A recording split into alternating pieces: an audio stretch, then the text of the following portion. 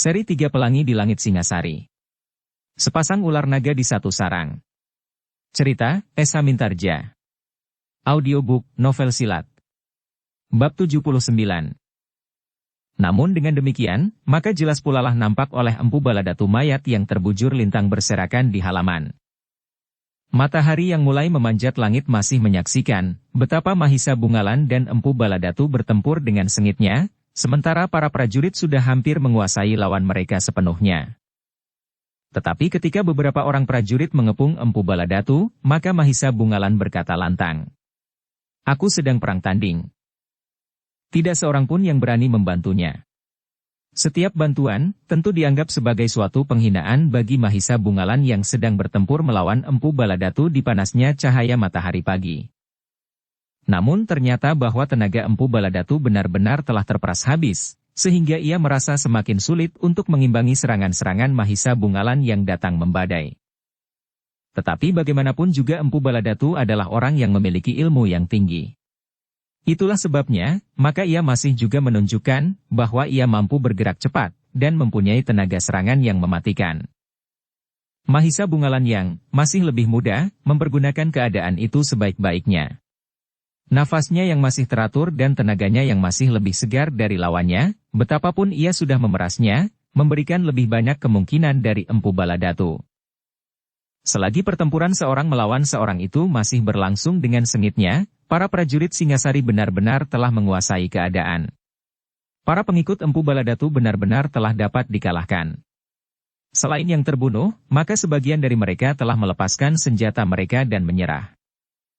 "Anak buahmu telah habis empu," terdengar suara dari luar medan. "Jangan ganggu orang tua itu." Mahisa Bungalanlah yang menyahut. Tetapi jawaban itu telah menghina Empu Baladatu. Maka ia pun berteriak, "Apa peduliku dengan orang-orang licik dan pengecut itu?" Tetapi ternyata yang muncul di pinggir arena adalah Mahisa Agni. Dengan wajah yang berkerut-kerut ia mendekati kedua orang yang sedang bertempur itu. Bahkan seolah-olah tidak menghiraukan bahwa kedua orang itu adalah orang-orang yang pilih tanding, Mahisa. Agni berdiri dengan tenangnya. Sekali lagi ia berkata, "Apakah tidak sepantasnya pertempuran ini diakhiri? Anak buah Empu Baladatu sudah tidak ada seorang pun lagi." Mahisa Bungalan mengerutkan keningnya. Tetapi setelah ia mengetahui bahwa yang mengucapkan kata-kata itu adalah Mahisa Agni, ia tidak berani menyahut. Apalagi membentak. Empu Baladatu memandang Mahisa Agni sejenak. Dengan geram ia berkata, "Kau akan ikut bertempur bersamanya? Cepat, aku bunuh kalian berdua bersama-sama." Mahisa Agni menarik nafas dalam-dalam. Katanya, "Kadang-kadang orang tua masih saja merindukan masa lampaunya, masa kejayaannya. Tetapi masa itu sudah lewat empu. Umurmu tidak lebih muda dari Mahisa Bungalan, sehingga karena itu, maka kesempatanmu pun tidak sama dengan lawanmu yang masih muda itu." "Persetan!" Empu Baladatu berteriak sambil menghentakkan senjatanya. Tetapi serangannya itu bukannya serangan yang dapat memberikan tekanan pada kata-katanya. Empu Baladatu benar-benar telah mengerahkan segenap tenaganya. Namun demikian, Empu Baladatu benar-benar seorang yang keras hati. Tidak terpikir sama sekali olehnya untuk menyerah.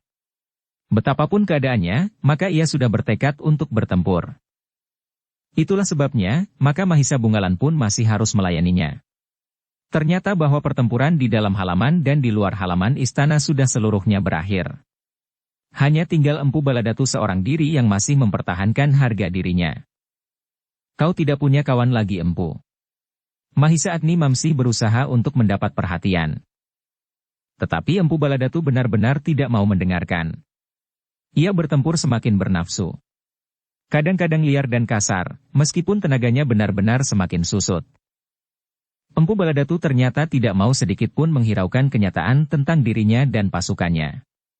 Ia bahkan mempergunakan setiap kesempatan dengan licik, justru pada saat-saat Mahisa Bungalan memberikan kesempatan itu kepadanya untuk mendengarkan keterangan Mahisa Agni. Akhirnya Mahisa Bungalan yang muda itu tidak lagi melihat sepercik niat baik pada diri Empu Baladatu. Orang itu benar-benar telah membeku hatinya. Meskipun di halaman itu mayat seolah-olah telah bertimbun, namun Empu Baladatu tidak mempunyai niat untuk menghentikan peperangan. Bahkan ia mengumpat tidak habis-habisnya melihat orang-orangnya yang sama sekali sudah tidak berdaya. Dengan demikian, maka Mahisa Bungalan itu menjadi muak melihat lawannya.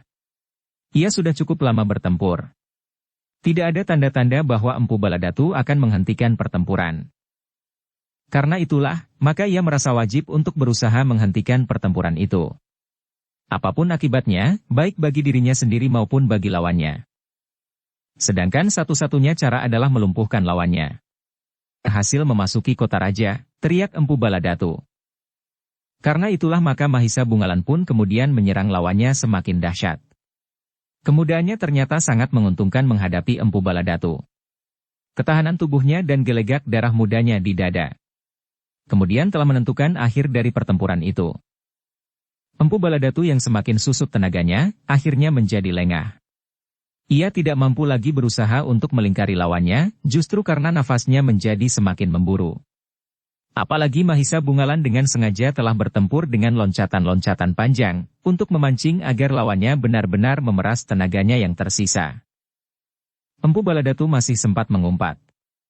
Tetapi senjata Mahisa Bungalan ternyata mulai menyentuh tubuhnya, sehingga darahnya mulai mengalir di antara keringatnya yang membasahi tubuh.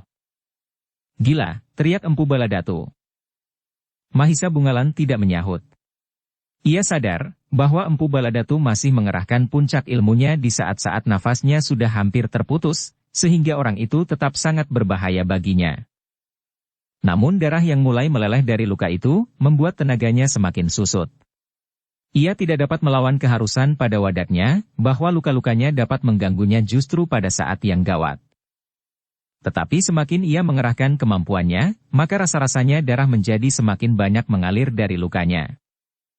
Empu, berkata Mahisa Agni. Masih ada kesempatan untuk menghentikan pertempuran. Tetapi Empu Baladatu sama sekali tidak menghiraukannya. Dengan buasnya ia menyerang Mahisa Bungalan. Serangannya yang sudah tidak mapan lagi justru telah membuat Mahisa Bungalan menjadi ngeri. Wajah orang tua berilmu hitam itu bagaikan wajah hantu yang mengerikan. Kengerian itulah yang membuat Mahisa Bungalan pun menjadi semakin kasar. Rasa-rasanya ia bagaikan dikejar-kejar oleh wajah hantu yang bangkit dari dasar bumi. Karena itulah, tidak ada cara lain untuk menghindarkan diri dari pertempuran itu selain menghentikan perlawanan Empu Baladatu itu sama sekali. Meskipun itu akan berarti membunuhnya, jika senjatanya mematuk terlalu keras dari sekedar melumpuhkan. Dengan demikian maka serangan Mahisa Bungalan tidak lagi tertahan-tahan. Bagaikan banjir bandang ia menyerang dengan senjatanya, semakin lama semakin sengit, justru saat-saat Empu Baladatu menjadi semakin lemah. Ketika darah Empu Baladatu bagaikan memerahi tubuhnya bercampur keringat, maka tikaman Mahisa Bungalan tidak dapat dielakkannya lagi. Sebuah luka telah menganga di dadanya. Terdengar Empu Baladatu mengeluh. Terhuyung-huyung ia terdorong surut. Namun wajahnya masih saja seperti wajah hantu yang memandang Mahisa Bungalan dengan sorot mata yang mengerikan. Mahisa Bungalan benar-benar menjadi bingung menghadapi tatapan mata itu. Karena itulah, seolah-olah di luar sadarnya, ia meloncat sekali lagi. Ia harus memusnahkan wajah yang memandangnya dengan sangat mengerikan itu. Itulah sebabnya, maka tusukan berikutnya telah menghempaskan Empu Baladatu. Orang itu terjatuh di tanah dengan semburan darah dari luka-lukanya. Ketika Mahisa Bungalan siap untuk menghunjamkan senjata sekali lagi justru oleh kengerian yang mencekam jantung, Mahisa Agni sempat mencegahnya. Selangkah ia maju sambil memanggilnya. Mahisa Bungalan. Hentikan kekacauan nalarmu. Kau adalah seorang kesatria yang menghadapi lawan sudah tidak berdaya. Mahisa Bungalan bagaikan tersadar dari mimpi yang sangat buruk. Ia menghentikan langkahnya. Ketika terpandang olehnya wajah Mahisa Agni yang lembut tetapi bagaikan tajamnya sembilu menusuk hati, anak muda itu melangkah surut sambil menundukkan kepalanya. Sesaat Mahisa Agni memandang anak muda itu. Namun kemudian perlahan-lahan ia mendekati Empu Baladatu, disusul oleh Witantra dan Mahendra. Empu Baladatu yang terbaring di tanah masih sempat memandang orang-orang yang mengerumuninya dengan sorot dendam yang menyala di dalam hati. Tetapi ia sudah tidak mampu berbuat apa-apa lagi. Bahkan menarik nafas pun rasa-rasanya dadanya sudah terlalu lemah. Masih terdengar orang itu mengumpat. Namun kemudian wajahnya bagaikan menjadi beku ketika matanya perlahan-lahan telah terpejam. Empu Baladatu yang garang itu akhirnya terbunuh di medan oleh Mahisa Bungalan. Anak muda yang tumbuh dengan cepatnya di antara mereka memiliki ilmu yang tinggi di dalam oleh kanuragan. Mahisa Agni menarik nafas dalam-dalam. Kematian Empu Baladatu merupakan pertanda akhir dari pertempuran yang terjadi di halaman istana dan di seluruh kota raja. Ia mati di antara korban-korban lain yang berjatuhan dari kedua belah pihak. Ketika Mahisa Agni kemudian memandang berkeliling, nampak wajah-wajah yang tegang dari para prajurit Singasari dan wajah-wajah murung dari para pengikut Empu Baladatu yang terpaksa menyerah karena mereka tidak berpengharapan lagi untuk berbuat apapun juga. Semuanya telah terselesaikan, berkata Mahisa Agni. Kini kita semuanya menghadapi tugas baru. Kita harus menyelenggarakan para korban. Para prajurit Singasari menarik nafas dalam-dalam. Mereka adalah termasuk orang-orang yang lolos dari kematian. Namun terasa dada mereka pun bergetar ketika terpandang oleh mereka mayat yang berserakan di halaman dan bahkan di jalan-jalan kota raja. Mumpung kalian masih basah oleh keringat, berkata Mahisa Agni. Lakukanlah. Kemudian kalian akan dapat beristirahat dengan tenang. Betapapun lelahnya, tetapi para prajurit memang merasa sebaiknya semua pekerjaan diselesaikan sama sekali. Sehingga kemudian mereka akan dapat beristirahat tanpa kegelisahan oleh tugas-tugas yang masih merasa menjadi beban mereka. Dengan demikian, maka mereka pun segera mengumpulkan mayat yang berserakan. Para pengikut Empu Baladatu yang telah menyerah pun harus melakukannya pula di bawah pengawasan para prajurit. Sementara itu, seperti yang dikatakan oleh Mahisa Agni, Singasari telah mengirimkan penghubung ke tempat-tempat yang tidak terlalu jauh, untuk menarik para prajurit yang sedang bertugas di daerah-daerah terpencil. Mereka harus segera berada di kota raja menghadapi perkembangan keadaan. Namun di antara para penghubung, 2 orang harus menjumpai Empu Sanggadaru yang berada di padukuhan yang tidak jauh dari gerbang kota raja. Keduanya membawa kabar, bahwa Empu Baladatu, adik Empu Sanggadaru telah terbunuh dalam perang tanding melawan Mahisa Bungalan. Berita itu diterima oleh Empu Sanggadaru dengan hati yang pedih. Bagaimanapun juga, Baladatu adalah adiknya. Aku akan segera datang, berkata Empu Sanggadaru. Dengan beberapa orang pengawalnya, Empu Sanggadaru pun kemudian memasuki pintu gerbang kota raja.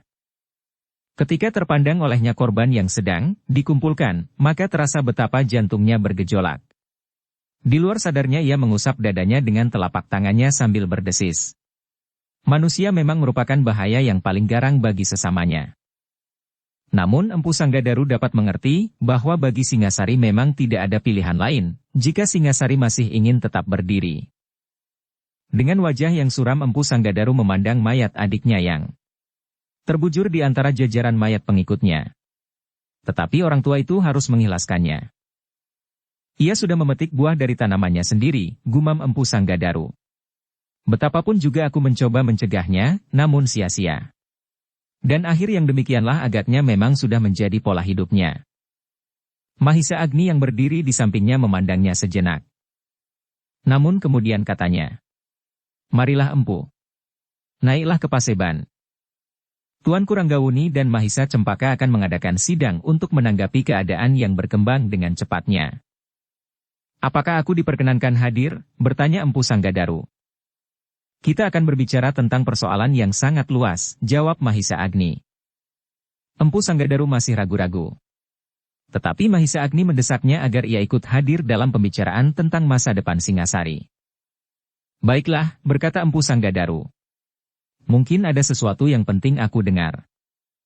Demikianlah, maka Empu Sanggadaru telah hadir dalam pembicaraan di Paseban mengenai nasib Singasari. Aku sudah mengirimkan penghubung untuk menarik para prajurit yang tersebar di daerah-daerah terpencil, berkata Ranggawuni. Mudah-mudahan mereka akan dapat segera datang. Desis Mahisa Agni. Mudah-mudahan. Kita masih menghadapi persoalan yang gawat, sahut Ranggawuni. Kemudian, kita berterima kasih kepada Empu Sanggadaru yang sudah siap membantu kita jika sesuatu terjadi. Itu adalah kewajiban kami, sahut Sanggadaru. Dengan tandas Ranggawuni menjelaskan apa yang sudah terjadi sampai saat kematian Empu Baladatu. Namun ia pun memberitahukan kemungkinan yang dapat terjadi atas Singasari karena sikap orang-orang Mahibit. Kemenangan yang baru saja kita capai janganlah membuat kita lengah. Setiap saat bahaya yang lain akan datang menerkam kota raja. Justru pada saat kita sedang parah, berkata Ranggawuni. Karena itulah, maka aku berharap agar dalam kelelahan ini, kita akan tetap sadar bahwa kita masih harus tetap berjaga-jaga. Empu Sanggadaru yang segar itu pun berkata, Tuanku, dalam pertempuran yang baru lalu ternyata kami tidak mendapat kesempatan untuk ikut serta. Karena itu, maka kami akan melakukan setiap perintah tuanku menghadapi setiap kemungkinan yang bakal datang. Terima kasih Empu. Tetapi sudah tentu bahwa kami tidak akan dapat membebankan segalanya kepada Empu Sanggadaru. Kami akan berbuat sejauh dapat kami lakukan. Ranggawuni mengangguk-angguk. Ia percaya bahwa Empu Sanggadaru bukan sekedar mencari pujian. Tetapi dengan tulus ia telah mengerahkan kekuatan yang ada padanya untuk membantu kesulitan yang dialami oleh Singasari. Orang-orang yang pernah menyebut dirinya gerombolan serigala putih dan macan kumbang, kini merupakan kekuatan yang besar yang dapat digerakkan untuk kepentingan yang berlawanan dengan kegiatan kedua gerombolan itu pada masa lampau. Dalam pada itu, selagi para pemimpin di Paseban membicarakan masalah-masalah pokok yang akan dihadapi oleh Singasari, maka di halaman dan di kota raja, para prajurit dan para tawanan sedang sibuk mengumpulkan mayat yang berserakan. Namun sementara itu, di Mahibit, Linggapati sedang mendengar laporan penghubungnya yang baru datang dari Singasari. Dengan yakin penghubung itu mengatakan bahwa Singasari kini telah lumpuh. Siapapun yang menang, dalam pertempuran yang telah terjadi, mereka tidak akan mampu bertahan jika badai berikutnya datang menghantam kota raja. Kita akan bersiap-siap, berkata Linggapati. Bukan sekedar bersiap-siap, sahut penghubung itu. Tetapi kita akan segera berangkat. Tentu tidak sekarang, jawab Linggapati. Tetapi kita harus mengumpulkan semua kekuatan untuk menghantam kota raja. Kota raja sudah terlalu lemah. Linggapati termangu-mangu. Namun kemudian katanya, jika demikian kita tidak perlu mengadakan gerakan di daerah-daerah terpencil. Kita akan langsung memasuki kota raja dan menghancurkannya. Ya, kita akan banyak kehilangan waktu untuk menunggu kekalutan yang terjadi di mana-mana. Sebelum para prajurit siap menghimpun diri, kita akan datang untuk menghancurkannya. Baiklah. Tetapi itu memerlukan 1-2 hari. Kekuatan kita tidak berkumpul di bawah satu atap. Bahkan tidak berada di satu padepokan. Tetapi kita akan memanggil mereka. Menyusun dalam satu barisan dan kemudian membawa mereka ke kota raja. Jangan terlalu lama. Kita memerlukan 1 hari untuk memanggil mereka. Hari berikutnya kita berkumpul. Kemudian di hari berikutnya lagi kita sudah berada di perjalanan. Jika benar katamu, luka kota raja Singasari itu cukup parah, maka dalam 3 hari luka itu belum akan sembuh benar, siapapun yang menang. Apakah itu Ranggawuni dengan pasukannya atau Empu Baladatu? Penghubung itu tidak dapat mengatasinya. Ia sadar bahwa memang diperlukan waktu untuk mengumpulkan seluruh kekuatan yang ada, menyusun dalam satu barisan yang kuat untuk memasuki kota raja Singasari siapapun yang menguasainya. Ketika di hari berikutnya, orang Mahibit bersiap-siap, maka persiapan itu tidak luput dari pengamatan petugas-petugas sandi yang memang sudah dipasang oleh Mahisa Agni. Itulah sebabnya, maka laporan itu pun segera sampai ke istana. Dengan dada yang berdebar-debar Mahisa Agni mendengarkan laporan itu. Mereka telah berkumpul di Mahibit, berkata petugas sandi itu. Mahisa Agni mengangguk-angguk. Ia dapat membayangkan bahwa kekuatan Mahibit tentu lebih besar dari kekuatan Empu Baladatu. Setidak-tidaknya seimbang. Sementara prajurit Singasari yang kelelahan masih belum sempat beristirahat, sedangkan jumlah mereka pun jauh susut. Tetapi kita harus berbuat sesuatu, berkata Mahisa Agni di dalam hatinya. Karena itu, maka katanya kepada penghubung itu. Baiklah. Aku akan memperbincangkannya. Nampaknya mereka ingin bergerak cepat, berkata petugas sandi itu. Aku mengerti. Dan aku akan mengimbangi kecepatan mereka bergerak. Mahisa Agni pun kemudian membawa persoalan itu dalam sidang yang segera diselenggarakan, termasuk Empu Sanggadaru. Pasukanku sudah siap, berkata Empu Sanggadaru. Jika dalam pertempuran yang baru saja terjadi, kami telah diasingkan, maka kami akan menebusnya dalam kegawatan yang bakal datang di kota raja. Terima kasih Empu. Sementara kami masih menunggu kehadiran para prajurit yang dalam kelompok-kelompok kecil akan memasuki kota raja. Jika keadaan memaksa, aku akan bertahan sampai mereka datang, berkata Empu Sanggadaru. Baiklah Empu. Tetapi sesuai dengan perkembangan keadaan dan keadaan pasukan, maka kita akan bertahan di dalam dinding kota raja. Kita akan memperbaiki selarak pintu dan menjaganya dengan segenap kekuatan. Jika mereka memasuki kota raja, kita siap menyongsong. Namun menurut pertimbangan kekuatan kita sebaiknya berada di dalam dinding. Untuk melampaui dinding mereka tentu akan memberikan korban yang tidak sedikit, sebelum pertempuran campuh terjadi di dalam kota raja, sahut Mahisa Agni. Tetapi kota raja akan menjadi semakin parah. Rumah-rumah akan menjadi bara dan jalan-jalan akan menjadi saluran arus darah yang tertumpah dari para korban. Pertempuran yang baru lalu telah merusakkan sebagian dari kota raja. Yang rusak itu belum sempat diperbaiki, akan datang bencana baru yang akan menambah kerusakan itu, jawab Empu Sanggadaru. Tetapi kita memang harus memilih. Kita akan mengurangi korban sampai sekecil-kecilnya, atau kita lebih senang menyelamatkan kota raja dari kerusakan. Jika yang baru saja kita lakukan adalah bertahan di luar dinding, maka menurut perhitungan kita tidak akan mengalami banyak kesulitan untuk bertahan dan menyelamatkan kota raja. Tetapi karena kelengahan kita, maka Empu Baladatu telah berhasil memasuki kota raja dan menghancurkannya, berkata Mahisa Agni. Empu Sanggadaru mengangguk-angguk. Kemudian katanya, baiklah. Aku akan membawa pasukanku ke dalam kota raja dan bertahan di belakang dinding. Kami akan memperbanyak senjata jarak jauh. Kami akan menyiapkan busur dan anak panah, berkata Mahisa Agni kemudian. Empu Sanggadaru tidak dapat berpendirian lain. Para senapati pun sependapat bahwa dalam keadaan yang lelah, prajurit Singasari lebih baik bertahan di belakang dinding kota raja meskipun pasukan Empu Sanggadaru masih segar. Karena itu, maka Empu Sanggadaru segera ditarik masuk ke dalam kota, sementara beberapa orang telah memperbaiki selarak. Bahkan tidak hanya satu. Tetapi pintu gerbang itu telah diselarak rangkap. Sementara beberapa orang lain telah mempersiapkan busur sebanyak-banyaknya beserta anak panahnya. Mereka harus menyediakan bagi para prajurit dan pasukan Empu Sanggadaru yang akan menghujani lawan dengan anak panah. Sebagian dari mereka telah membuat busur dengan bambu. Meskipun kurang baik, tetapi cukup untuk melontarkan anak panah dan melukai dada. Sementara para prajurit dan pasukan Empu Sanggadaru bersiap-siap setelah mereka melakukan tugas yang membuat mereka pening, yaitu mengubur mayat-mayat yang berserakan, maka para penghubung telah menyampaikan perintah bagi para prajurit yang tersebar untuk kembali ke kota raja secepatnya. Tidak ada waktu untuk pertimbangan-pertimbangan, berkata para pemimpin kelompok kepada pasukan mereka. Maka mereka pun segera minta diri kepada anak-anak muda yang selama itu telah mereka persiapkan. Bahkan dengan pesan, bahwa jika perlu mereka tentu akan dipanggil pula ke kota raja.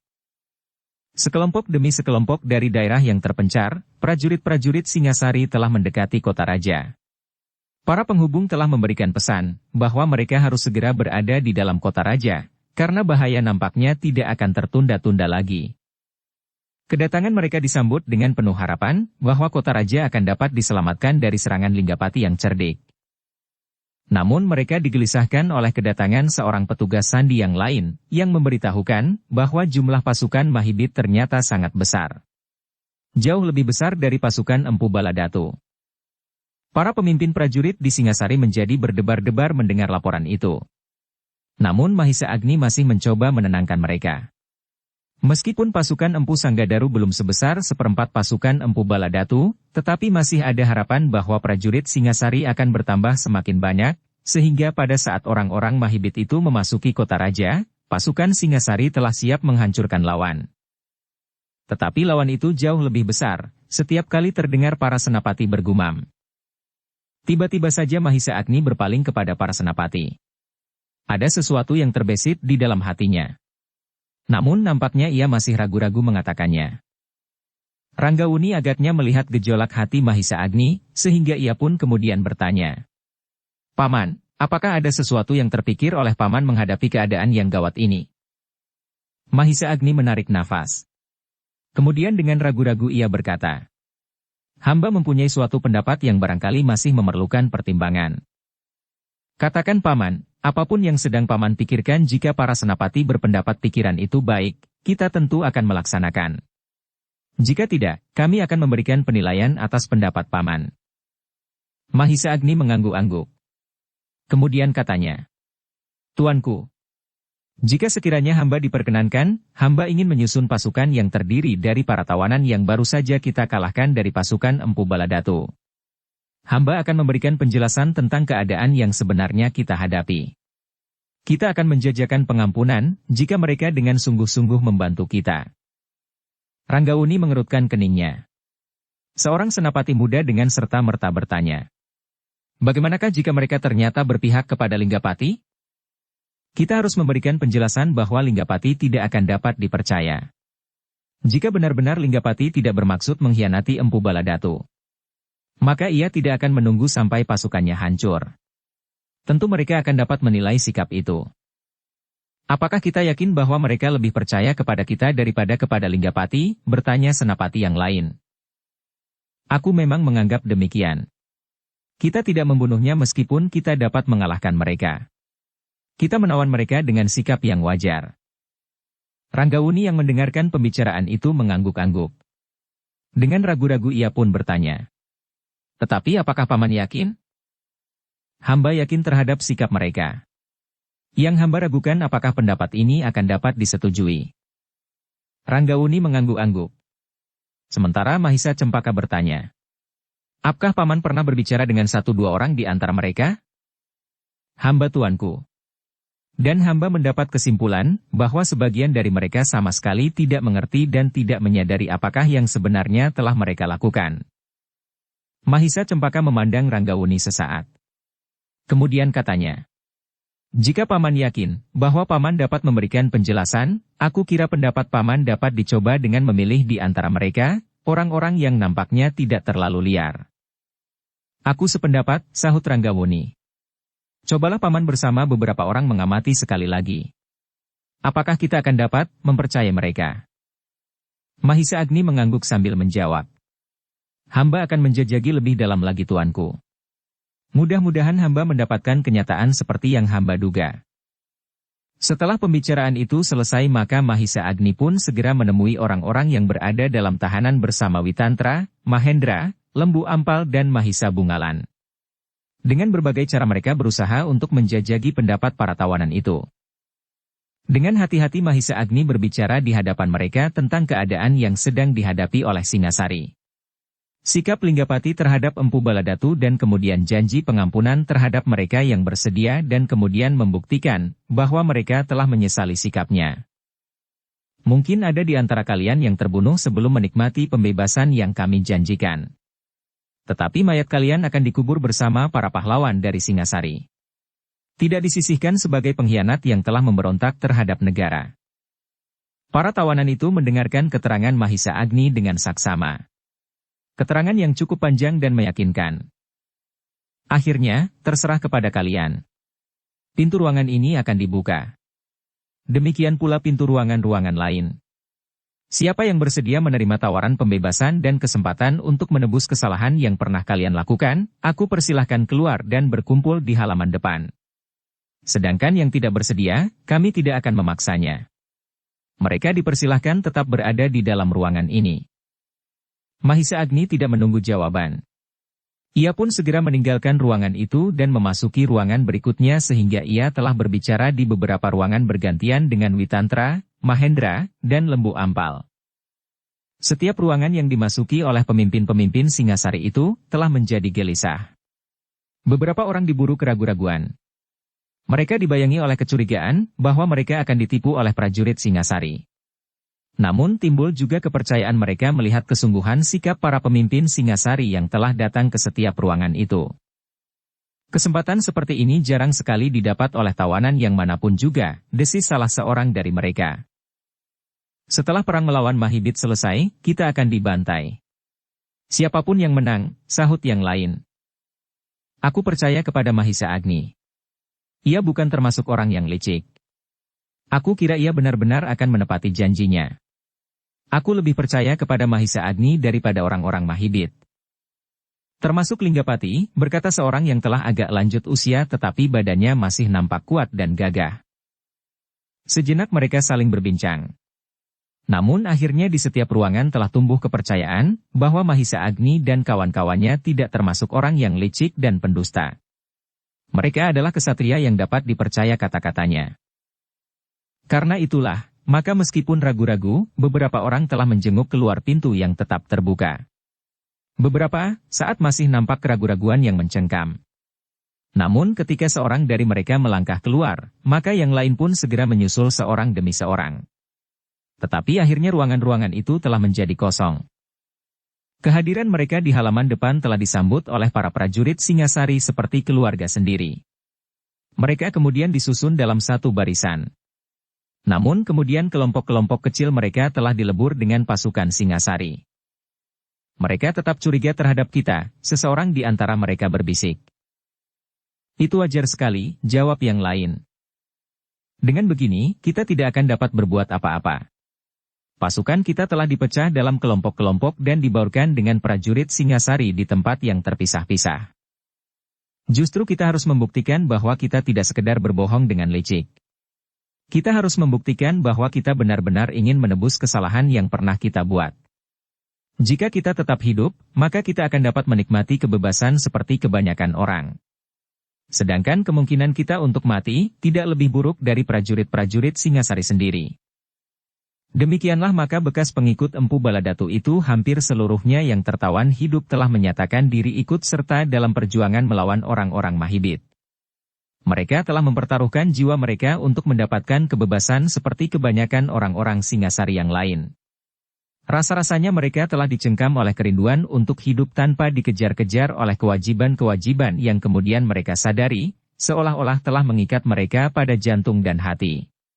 Hidup sebagai orang-orang yang menghirup ilmu hitam dengan segala macam tata cara yang mengerikan, maupun hidup sebagai tawanan di dalam batas dinding-dinding yang kuat. Kesempatan yang terbuka itu memang harus dipertaruhkan dengan segenap hidup mereka. Dan orang-orang bekas pengikut Empu Baladatu itu telah memilih untuk menebus kebebasan itu dengan jiwa mereka. Demikianlah, maka pasukan Singasari telah bertambah kuat. Di antara mereka terdapat pasukan Empu Sanggadaru dan bekas para pengikut Empu Baladatu. Sementara itu prajurit Singasari yang terpencar sekelompok demi sekelompok telah memasuki pintu gerbang kota raja. Sementara itu, Linggapati telah siap dengan seluruh pasukannya. Laporan terakhir yang sampai kepadanya, mengatakan bahwa prajurit Singasari telah berhasil menghancurkan pasukan Empu Baladatu.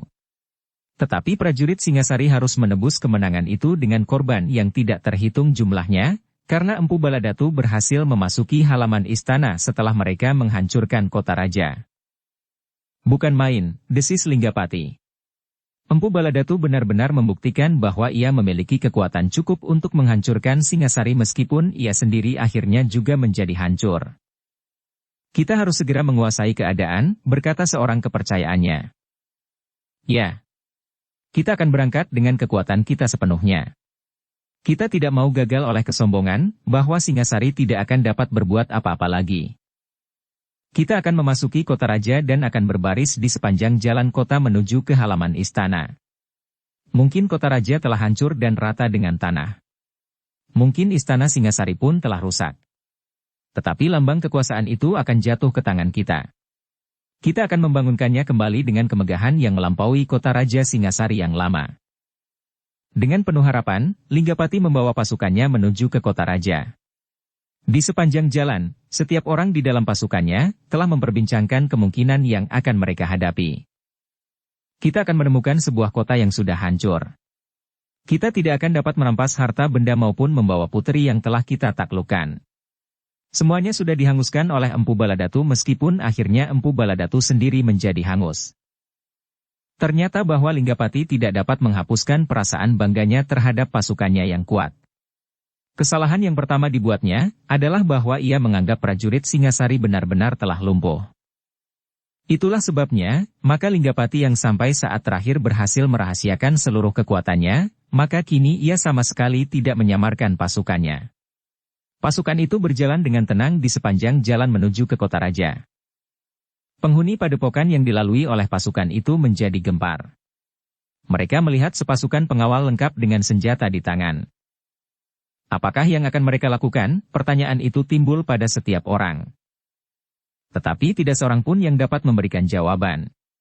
Sebagian dari mereka memang berprasangka buruk terhadap pasukan itu. Namun yang lain sama sekali tidak dapat menyebutkan sama sekali. Namun dalam pada itu, Singasari telah siap menyambut pasukan yang baru datang. Bahkan hampir setiap saat, para pengawas datang melaporkan apa yang mereka lihat pada pasukan Linggapati yang semakin mendekati kota raja. Pasukan ini lebih kuat dan lebih gila dari pasukan Empu Baladatu, seorang pengawas melaporkan. Apa yang kau lihat?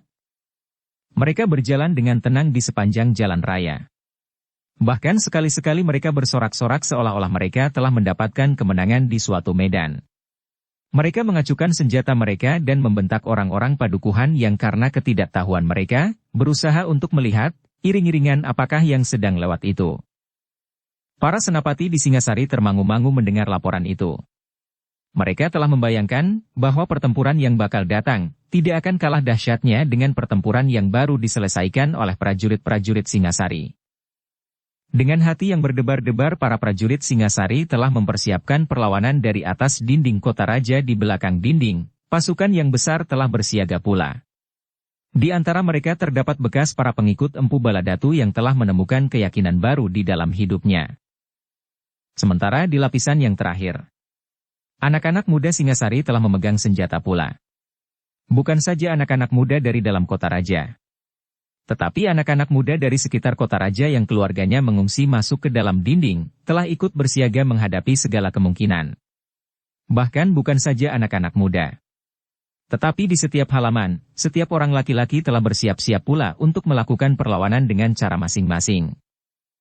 Sementara itu, segerombolan anak-anak muda yang nakal seakan-akan telah mendapat kesempatan untuk menyalurkan kenakalannya tanpa dihalau orang. Mereka telah mempersiapkan perlawanan yang khusus, sesuai dengan kenakalan mereka. Beberapa orang anak muda telah membuat semprotan dari bumbung yang berlubang-lubang pada ruasnya, sementara dari lubang batangnya disusupkan galah yang dibalui dengan sobekan-sobekan kain. Sementara itu anak-anak muda yang lain telah menumbuk batang dan akar pohon rawe yang sangat gatal, sedang yang lain lagi telah memetik buah cabai sebanyak-banyak di sawah dan ditumbuk pula. Cairan batang rawe dan cabai itulah yang mereka persiapkan di atas dinding kota raja, di atas pintu gerbang. Mereka tidak bersiap dengan busur dan anak panah, tetapi mereka siap dengan bumbung-bumbung semprotan di tangan. Prajurit-prajurit Singasari tidak mencegah mereka. Bahkan mereka telah siap melindungi anak-anak nakal itu dengan busur dan anak panah. Jika orang-orang Mahibit berusaha memecah pintu dengan cara yang dipergunakan oleh para pengikut Empu Baladatu, dan mereka dilindungi dengan perisai, maka semprotan air rawe dan cabai yang gatal dan panas itu akan dapat membantu menghambat usaha mereka, karena titik-titik air yang terlontar dari semprotan itu akan didorong oleh angin, menyusup sela-sela perisai yang betapapun rapatnya. Rasa-rasanya terlalu lama bagi anak-anak muda itu untuk menunggu. Mereka sudah tidak sabar lagi ketika malam mulai turun. Namun mereka pun sadar bahwa di malam hari, pasukan Mahibit tentu tidak akan menyerang. Kecuali dalam keadaan yang khusus seperti yang dilakukan oleh Empu Baladatu. Namun di tengah malam, dua pengawas dengan tergesa-gesa melaporkan bahwa pasukan lawan yang sedang beristirahat agak jauh di luar kota raja, telah mulai bergerak. Anak-anak muda yang telah mempersiapkan senjata mereka yang aneh itu pun segera mengenakan kantong-kantong yang terbuat dari kulit yang tipis dan lemas untuk melindungi tangan mereka dari cairan yang gatal dan panas itu. Di atas dinding mereka telah bersiap dengan semprotan-semprotan bumbung mereka. Tetapi agaknya Linggapati hanya mendekat saja pada pintu gerbang. Mereka ternyata berhenti dan beristirahat di padukuhan terdekat. Ternyata pasukan Mahibit itu benar-benar menggetarkan jantung. Selain jumlah mereka yang besar, nampaknya mereka mempunyai ikatan dan kemampuan yang lebih besar dari pasukan Empu Baladatu. Mereka akan datang besok pagi-pagi benar-benar, desis seorang anak muda. Prajurit Singasari menjadi berdebar-debar. Tetapi di antara mereka masih ada yang sempat membenamkan diri di bawah selimut sambil bersandar dinding gardu. Mereka tidak akan menyerang malam ini, desisnya sambil menguap. Kawannya mengangguk. Ia pun mencoba untuk memejamkan matanya pula. Tetapi kegelisahannya telah membuatnya sama sekali tidak dapat tidur lagi. Para senapati Singasari memang masih memberi kesempatan kepada para prajuritnya untuk beristirahat. Mereka akan terlibat dalam perang yang dahsyat, yang mungkin akan memerlukan waktu yang lama. Tetapi sebagian dari para prajurit itu memang tidak dapat beristirahat dengan tenang. Sebagian dari mereka justru berjalan mondar-mandir dengan senjata dalam pelukan. Dalam pada itu, masih ada 1-2 kelompok prajurit Singasari yang mendekati gerbang. Tetapi mereka tidak berani langsung menuju ke dinding kota. Dengan hati-hati mereka mengirimkan 1-2 orang penghubung melalui jalan-jalan sepi dan terpencil dari jalur jalan padukuhan. Bahkan kadang-kadang merayap di pematang di sela-sela tanaman yang mulai rimbun. Di muka pintu gerbang mereka mengacukan tangan mereka sebagai isyarat bahwa mereka adalah prajurit-prajurit Singasari. Di mana kelompok kalian? Berhenti di seberang jalan silang. Terdengar para senapati bergumam. Bodoh. Orang-orang Mahibit berada di padukuhan di sebelah simpang 4 dan di padukuhan kecil antara simpang 4 dan bukit kecil itu. Kami tidak tahu. Kau lewat jalan itu? Tidak. Kami memang sudah berprasangka berdasarkan naluri keprajuritan kami. Kami menyusur pematang yang menyilang bulak panjang itu. Kemudian menyusuri parit. Bagus. Bawa kelompokmu mendekat. Tetapi hindari sejauh mungkin orang-orang Mahibit itu. Kau sudah berada di dekat padukuhan tempat mereka beristirahat menunggu fajar, cepatlah. Tetapi melingkarlah, agar kau tidak dicincang di perempatan itu. Petugas itu dengan tergesa-gesa kembali ke dalam kelompoknya. Tetapi mereka benar-benar mengambil jalan melingkar. Dengan cemas mereka melaporkan bahwa mereka justru berada di belakang pasukan Mahibit. Untunglah kita berhenti di sini dan mencari hubungan dengan kota raja. Jika kita berjalan terus, maka kita akan masuk ke kandang harimau di padukuhan itu, berkata pemimpin kelompok kecil itu. Dengan tergesa-gesa kelompok kecil itu pun kemudian berjalan melingkari menuju ke pintu gerbang. Ketika terdengar pintu itu berderak, maka mereka pun seolah-olah berloncatan masuk didorong oleh kecemasan bahwa lawan-lawan mereka berada di punggung mereka. Tetapi ternyata bahwa di antara kelompok-kelompok kecil itu ada juga yang terjebak memasuki padukuhan tempat orang-orang Mahibit beristirahat. Sehingga dengan demikian, maka nasib mereka benar-benar merupakan nasib yang sangat buruk. 1-2 orang yang berhasil melarikan diri, sempat mencapai pintu gerbang dan melaporkan apa yang terjadi pada kelompok kecil mereka itu. Tetapi prajurit-prajurit Singasari tidak dapat berbuat apa-apa. Mereka tidak dapat merusak semua persiapan yang telah mereka lakukan untuk melawan orang-orang Mahibit dari balik dinding kota raja.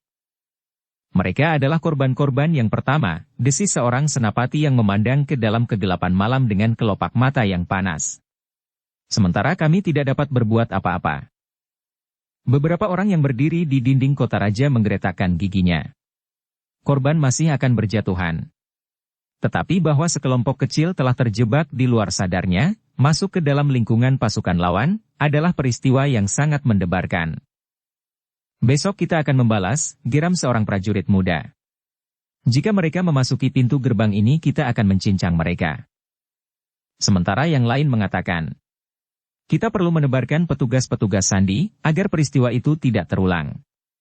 Kita akan menunggu agak jauh di belakang pasukan Mahibit, karena menurut perhitungan, masih akan ada kelompok-kelompok kecil yang datang. Pendapat itu akhirnya sampai ke telinga para senapati, sehingga mereka pun kemudian benar-benar menunjuk beberapa orang untuk tugas yang berbahaya itu. Tetapi ternyata bahwa setiap orang yang menerima tugas itu, telah melakukannya dengan penuh tanggung jawab, karena mereka merasa bahwa dengan demikian mereka akan dapat menyelamatkan kawan-kawan mereka yang tidak mengetahui apa yang telah terjadi sebenarnya. Dan ternyata bahwa beberapa orang petugas benar-benar telah menjumpai kelompok-kelompok kecil yang ingin dengan tergesa-gesa sampai ke kota raja, sehingga mereka tetap berjalan di malam hari. Kalian jangan memasuki tempat-tempat yang berbahaya itu, setiap petugas yang menjumpai kelompok-kelompok kecil itu memperingatkan dan memberikan petunjuk yang diperlukan. Para pemimpin dari kelompok-kelompok kecil itu merasa sangat berterima kasih kepada petugas-petugas yang dengan sabar menunggu kedatangan kawan-kawannya yang tidak menyadari bahwa bahaya tengah mengancam di sepanjang jalan. Jadi, apakah yang harus kami lakukan? Bertanya pemimpin kelompok itu. Melingkari bulak panjang dan langsung pergi ke dinding kota raja. Baru kalian merayap sepanjang dinding samping untuk mencapai pintu gerbang. Itu pun harus kalian lakukan dengan sangat hati-hati. Jika kalian terlalu dekat dengan padukuhan itu dan diketahui oleh pengawas-pengawas mereka, maka nasib kalian akan menjadi sangat buruk. Para pemimpin kelompok itu pun kemudian membawa pasukan mereka yang kecil itu melingkari agak jauh dari padukuhan-padukuhan yang diketahui sebagai tempat peristirahatan pasukan dari Mahibit yang siap menerkam kota raja. Ternyata kehadiran 1-2 kelompok itu dapat diketahui oleh para pengawas dari Mahibit. Ternyata mereka telah mengadakan gerakan di malam hari. Mereka menebar semakin luas untuk mencegah kehadiran kelompok-kelompok baru masuk ke pintu gerbang kota raja. Petugas-petugas Sandi Singasari segera melaporkan gerakan itu. Namun dengan demikian petugas-petugas Sandi yang harus bertebaran justru menjadi semakin banyak. Keadaan sangat gawat, berkata seorang senapati. Karena itu, biarlah kelompok-kelompok kecil itu berada di belakang pasukan Mahibit. Pada suatu saat mereka tentu akan diperlukan. Jika orang-orang Mahibit berhasil memecahkan pintu gerbang, maka mereka justru akan menyergap dari belakang sisa-sisa pasukan Mahibit yang tentu akan berdesakan memasuki kota raja. Dengan perintah itu, maka kelompok-kelompok kecil yang berdatangan kemudian tetap berada di belakang pasukan Linggapati, sampai saatnya mereka mendapat perintah untuk mendekat. Pasukan ini teramat kecil, berkata seorang pemimpin kelompok. Apa yang dapat kami lakukan? Sekedar mengganggu ekor pasukan Linggapati yang memasuki kota. Namun yang sekedar itu tentu akan mempunyai arti, karena yang berada di belakang pasukan Mahibit ini tentu tidak hanya 1-2 kelompok. Tetapi, mungkin ada 10, bahkan lebih. Para pemimpin kelompok itu mengangguk-angguk. Meskipun jumlah mereka tidak seberapa, tetapi mereka memang akan dapat membuat kejutan bagi ekor pasukan Mahibit. Dalam pada itu, malam pun berjalan betapapun lambannya.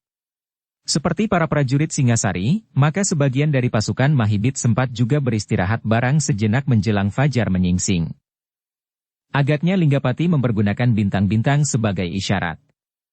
Ketika bintang Panjer Wengi tenggelam di ujung barat dan bintang Panjer Rima mulai nampak di timur dengan cahaya yang putih kebiru-biruan, maka pasukannya pun mulai bersiap-siap tanpa aba-aba. Setiap kelompok yang ada di padukuhan yang terpisah telah mengetahui bahwa saat bintang Panjer Rina mulai nampak, mereka harus mempersiapkan diri dan kemudian berangkat menuju ke medan. Karena itulah, maka tanpa ada bunyi isyarat apapun, ternyata bahwa pasukan Mahibit itu sudah mulai bergerak. Dalam gelapnya sisa malam menjelang fajar, mereka merayap di tengah-tengah bulak mendekati dinding kota raja. Agak berbeda dengan pasukan Empu Baladatu, ternyata orang-orang Mahibit tidak memusatkan kekuatan pasukannya pada pintu gerbang, meskipun mereka telah mempersiapkan pula macam-macam alat untuk memecahkan pintu. Di antaranya seperti yang pernah dilakukan oleh pasukan Empu Baladatu.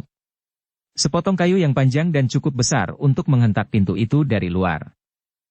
Ternyata bahwa untuk beberapa saat mereka berhasil mendekati dinding tanpa diketahui oleh pasukan Singasari karena sama sekali tidak ada tanda-tanda dan isyarat yang nampak atau terdengar. Karena itulah, maka prajurit peronda yang berada di atas dinding telah terkejut ketika melihat dalam gelapnya malam seakan-akan, batang-batang jagung itulah yang bergerak bagaikan hanyut mendekati dinding. Hi, kau lihat dalam gelap itu? Aku memang melihat sesuatu? Hi, apakah mataku sudah rabun? Tidak. Kita memang melihat gerakan. Lihat, dari ujung bulak sampai ke ujung bulak. Peronda itu memanggil beberapa orang kawannya. Anak-anak muda yang jemu menunggu di pintu gerbang, nampaknya tertidur di luar sadar. Tetapi mereka terbangun juga oleh kegelisahan para penjaga. Apa yang kalian lihat? Tiba-tiba saja peronda yang tertua terpekik. Pasukan.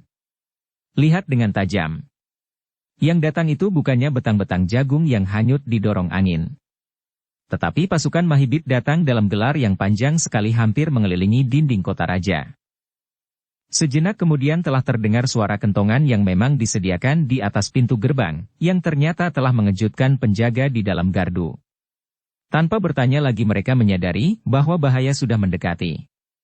Itulah sebabnya mereka pun segera memukul kentongan yang besar di gardu itu dengan irama titir. Sekejap kemudian maka suara kentongan itu pun telah memenuhi seluruh kota raja. Di setiap gardu telah tersedia kentongan, sehingga seluruh kota raja pun kemudian dipenuhi oleh suara kentongan yang berbunyi di gardu-gardu. Para prajurit yang sedang beristirahat terkejut mendengar suara titir. Dengan serta-merta mereka membenahi diri meskipun terasa badan mereka masih belum segar setelah dengan terkejut bangun dari tidur. Beberapa orang yang bertugas di atas dinding pun segera memanjat. Betapapun tergesa-gesa, mereka tidak lupa busur dan anak panah.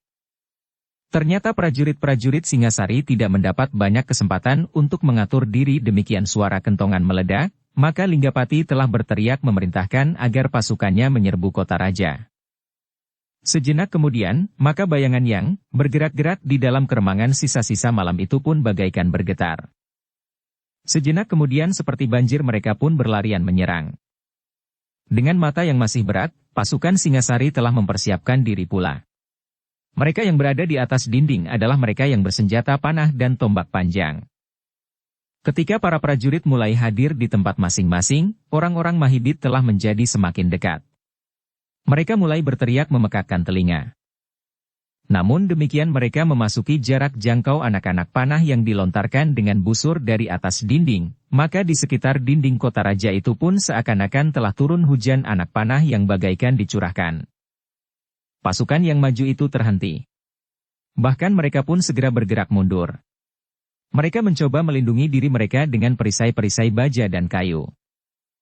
Di muka pintu gerbang, keadaannya juga serupa. Mereka yang memakai perisai sajalah yang kemudian mendekat dengan berlindung di bawah perisai masing-masing. Namun ketika mereka menyadari bahwa pintu gerbang harus dipecahkan, maka pemimpin kelompok yang bertugas memecah pintu gerbang itu berteriak, "Lindungi kami. Kami akan membuka pintu itu." Maka orang-orang Mahibit pun telah membalas serangan itu dengan anak panah pula. Tetapi jumlah mereka yang bersenjata panah terlalu sedikit untuk menyerang kota raja dari segala jurusan. Itulah sebabnya mereka sebagian telah berkumpul di semua pintu gerbang. Beberapa puluh perisai segera melindungi para pengikut Linggapati yang sedang berusaha memecah daun pintu. Mula-mula mereka mengangkat balok, tidak di atas pundak, tetapi ditinting dengan tangan. Kemudian mereka berlari sekencang-kencangnya sambil membenturkan balok yang panjang itu pada pintu gerbang. Anak panah yang dilontarkan oleh para prajurit yang berada di atas pintu gerbang telah membentur perisai yang bagaikan payung di atas kepala para pengikut Linggapati itu, sehingga anak panah itu tidak dapat menyentuh tubuh mereka. Anak-anak muda yang berada di atas pintu gerbang itu mengerutkan keningnya ketika mereka melihat bagaimana orang-orang Mahibit melindungi diri dan kawan-kawannya dari serangan anak panah. "Saatnya sudah tiba," berkata seorang anak muda. "Ya. Kita menyerang sekarang." Demikianlah maka anak-anak muda yang mengenakan kantong-kantong kulit di tangannya segera mempergunakan bumbung penyemprot mereka. Dengan geram mereka pun kemudian menghisap air yang sudah mereka sediakan. Air rawe dan air cabai yang panas. Ketika para pengikut Linggapati Ilu membenturkan balok panjang itu pada pintu gerbang, maka anak-anak muda itu pun segera melontarkan air di dalam bumbung-bumbung mereka. Di depan pintu gerbang itu pun kemudian bagaikan hujan turun dari atas dinding. Mula-mula mereka tidak mengerti, apakah artinya air yang disemprotkan itu. Namun sejenak kemudian, akibatnya mulai mereka rasakan. Para pengikut Linggapati yang terkena air rawe pun bagaikan gila menggaruk tubuhnya yang gatal, sementara yang dikenai air cabai, menjadi bingung oleh panas dan pedih. Terutama di mata mereka. Ternyata serangan-serangan anak-anak muda itu sangat berpengaruh. Terutama mereka yang terkena air rawe, sama sekali tidak dapat berbuat apa-apa lagi selain menggaruk tubuh mereka sendiri yang menjadi panas dan gatal tanpa banding. "Apa yang terjadi?" bertanya seorang pemimpin kelompok mereka yang segera mendekati mereka. "Air rawe. Tubuhku menjadi gatal-gatal seluruhnya. Tubuhku menjadi panas seperti tersentuh api, sementara yang lain lagi berteriak. Aku tidak dapat melihat lagi." Anak-anak muda itu pun kemudian dengan gigihnya telah melakukan tugas mereka dari atas dinding. 1-2 di antara mereka ternyata telah sampai pada batas hidup mereka. Anak panah orang Mahibit yang tidak banyak jumlahnya itu pun telah mematuk korban dari para prajurit dan mereka yang telah menyiapkan diri untuk bertempur. Dalam pada itu, ketika ternyata pintu gerbang tidak segera terbuka, maka para pengikut Linggapati tidak lagi memberatkan serangan mereka pada pintu gerbang yang dijaga oleh anak-anak muda yang rusuh itu. Beberapa orang pengikut Linggapati telah memindahkan perhatian mereka pada dinding kota raja. Mereka mulai memikirkan, apakah mereka akan dapat memanjat dinding itu dengan tangga. Sementara itu, maka orang-orang Mahibit pun tidak henti-hentinya menyerang para prajurit Singasari dengan anak panah dan bahkan kadang-kadang mereka telah melontarkan tombak mereka. Namun serangan dari atas dinding kota raja agaknya lebih banyak memberikan hasil. Sedangkan jarak jangkaunya pun jauh lebih panjang dari lontaran dari luar dinding kota raja itu. Tetapi orang-orang Mahibit tidak berputus asa. Karena anak muda yang berada di atas pintu gerbang itulah yang telah menyebabkan para pengikut dari Mahibit itu mengalami hambatan yang lebih besar dari serangan anak panah, maka mereka mulai mengarahkan perhatian mereka kepada anak-anak muda itu. Arahkan serangan kalian kepada mereka, perintah Linggapati. Para prajurit yang bersenjata panah pun kemudian berkumpul di muka pintu gerbang. Mereka dengan serentak telah menghujani para prajurit dan anak-anak muda yang berada di atas pintu gerbang itu dengan anak panah. Tetapi dalam pada itu, serangan dari atas pintu gerbang pun bagaikan hujan yang tercurah dari langit. Apa yang dapat kita lakukan? Bertanya para pemimpin kelompok kepada Linggapati. Kita pecahkan pintu butulan, desis Linggapati. Para pemimpin kelompok pun mulai mempertimbangkannya. Mereka mencoba untuk melakukannya. Dikirimkannya beberapa orang unjuk menemukan gerbang butulan di bagian samping dari kota raja. Ternyata bahwa pintu butulan itu pun dijaga rapat. Di atas pintu butulan itu pun terdapat beberapa orang prajurit. Namun para pengikut Linggapati tidak melihat anak-anak muda di atas gerbang pintu butulan. Kita tetap di sini, perintah Linggapati. Biarlah dengan diam-diam beberapa orang pergi ke pintu butulan itu dan berusaha memecahkannya. Mereka harus memasuki pintu itu sementara kita berusaha membuka pintu-pintu butulan yang berada di sisi yang lain. Para pemimpin kelompok lelah melaksanakannya sebaik-baiknya. Tidak ada kesan bahwa Linggapati akan memindahkan serangan mereka pada gerbang butulan di sisi dinding kota raja itu. Sekelompok-kelompok kecil dari para pengikutnya yang banyak itu telah mempersiapkan diri dengan perintah khusus.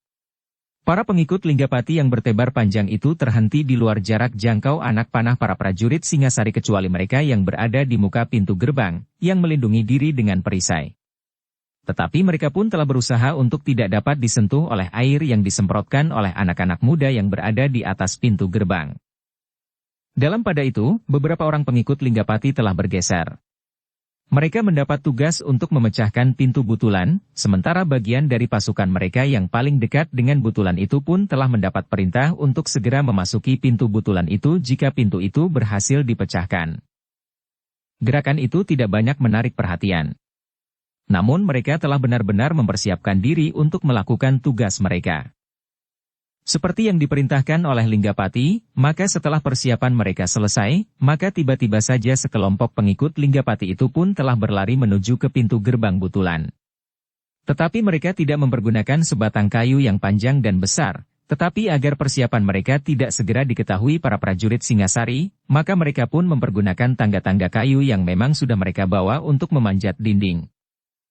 Serangan itu memang mengejutkan. Para prajurit yang berada di atas dinding di sekitar pintu gerbang butulan itu tidak menyangka bahwa para pengikut Linggapati akan menyerang gerbang butulan. Namun mereka pun telah bersiaga menghadapi segala kemungkinan, sehingga mereka pun segera menghujani anak panah pula kepada orang-orang yang berlari-lari menyerang. Tetapi anak panah itu dapat ditahan dengan perisai-perisai. Tidak ada anak-anak muda di atas pintu gerbang butulan itu yang mempergunakan rawe dan cabai yang dicairkan untuk menyerang. Dengan sekuat tenaga beberapa orang telah menghantam pintu gerbang samping itu dengan tangga kayu. Tidak hanya sebuah tangga, tetapi berganti-ganti mereka melakukannya sehingga kemudian selarak pintu itu pun menjadi retak. Laporan tentang serangan pada pintu gerbang samping itu pun telah sampai ke pimpinan prajurit Singasari. Untuk melawan kemungkinan itu, maka sepasukan prajurit telah dikirim untuk memperkuat pertahanan di belakang pintu gerbang butulan itu. Linggapati sendiri masih berada di muka pintu gerbang induk. Ia menunggu laporan dari pengikutnya yang telah berusaha memecahkan pintu gerbang butulan. Jika mereka berhasil, maka perhatian sebagian prajurit Singasari tentu akan berpaling ke pintu butulan itu. Tetapi pasukan Singasari tetap menjaga keseimbangan dan kekuatan yang ada. Selama pasukan Mahibit masih berkumpul di muka pintu gerbang, maka prajurit Singasari pun sangat berhati-hati membagi kekuatannya. Bersambung ke bab 80.